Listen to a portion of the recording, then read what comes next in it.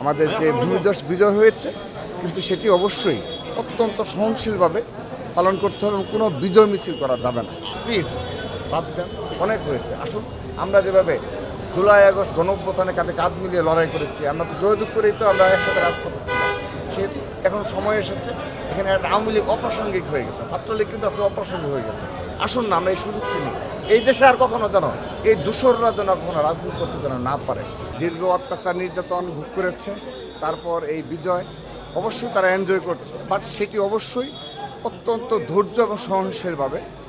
এবং আমাদের বিএনপির সম্মানিত চেয়ারম্যান এবং প্রধানমন্ত্রী হতে যাচ্ছেন, তিনি আজও কিন্তু এই বিষয়টি স্ট্রিক্টলি বলেছেন যে তিনি নির্দেশনা প্রদান করেছেন যে এই আমাদের যে ভূমিধস বিজয় হয়েছে, কিন্তু সেটি অবশ্যই অত্যন্ত সহনশীলভাবে পালন করতে হবে এবং কোনো বিজয় মিছিল করা যাবে না।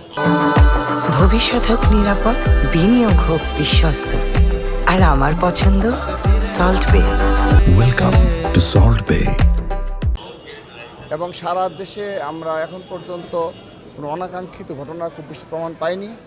বিচ্ছিন্ন এক দুটি ঘটনা রয়েছে। তো আমরা সন্তুষ্ট যে নির্বাচনের আগের যে আচরণ এবং নির্বাচনের বিজয় লাভের পরও যে বিএনপি তার অঙ্গ সহযোগী সংগঠনের যে নেতাকর্মীদের আচরণ, সহিষ্ণুতা, এটি অবশ্যই প্রশংসার দাবিদার। আমাদের সম্মানিত চেয়ারম্যান স্যারও তিনিও প্রশংসা করেছেন। অবশ্যই আমাদের জীবনের যে শ্রেষ্ঠ পরম পাওয়া, যে আমরা দেখেন, আমরা যে এই প্রজন্মের যারা রাজনীতি করেছি, তাদের আমাদের একটা খুব জনপ্রিয় স্লোগান ছিল যে তারেক রহমান বীরের বেশে আসবে ফিরে বাংলাদেশে। তো আমরা এই স্লোগানকে এত বেশি বার দিয়েছি, আমরা যারা ছাত্রদল করে তারা বুঝতে পারি যে আমাদের জীবনের মানে হাজার বার এই ধরনের স্লোগান আমাদের দিয়েছি রাজপথে। তো তারপর আলহামদুলিল্লাহ তিনি দেশে এসেছেন এবং তিনি সকল মানুষের হৃদয় জয় করেছেন তার বক্তব্যের মাধ্যমে, তার সহনশীল আচরণ, এবং তিনি এত বড় এই পার্টির চেয়ারম্যান হওয়া সত্ত্বেও তার মধ্যে কোনো অহংকার বোধ কিংবা তার যে সত্যিকারের দেশ নিয়ে জনগণ নিয়ে যে পরিকল্পনাগুলো রয়েছে, এগুলো কিন্তু সাধারণ জনগণের কাছে খুবই অ্যাকসেপ্টেড হয়েছে এবং এই কারণে কিন্তু নির্বাচনে এত বড় বিজয় অর্জন সম্ভব হয়েছে।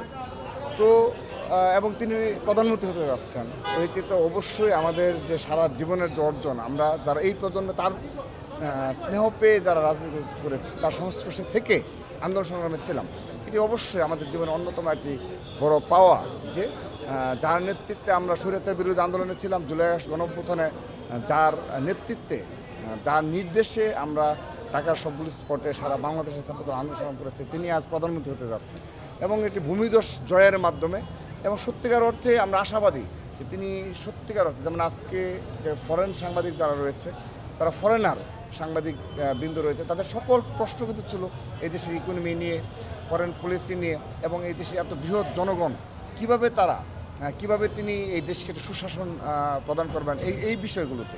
তো সত্যিকার অর্থে 20 কোটি জনগণকে নেতৃত্ব দেওয়া, তাদের জীবনমান উন্নত করা, এটি কিন্তু কোনো যোগ করার মতো বিষয় না, এটি কিন্তু বললেই হবে না। তো আমি বিশ্বাস করি তিনি তার সেই মেধা এবং প্রজ্ঞা দ্বারা যেভাবে বিগত সময়ে এই খুনি হাসিনার সময় কঠিন সময়গুলো তিনি পাড়ি দিয়েছেন, ঠিক একইভাবে আগামী 5 বছরে তিনি এই দেশকে এমন এক পর্যায়ে নিয়ে যাবেন যে আমরা গর্ব করে বলতে পারবো।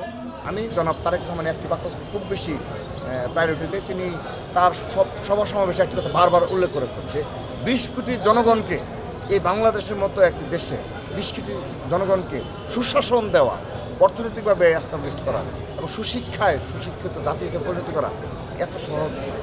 সেহেতু আপনারা দয়া করে বিচ্ছিন্নভাবে প্লিজ বাদ দেন, অনেক হয়েছে। আসুন, আমরা যেভাবে জুলাই আগস্ট গণঅভ্যুত্থানে কাঁধে কাঁধ মিলিয়ে লড়াই করেছি, আমরা তো যোগাযোগ করেই তো আমরা একসাথে রাজপথে ছিলাম।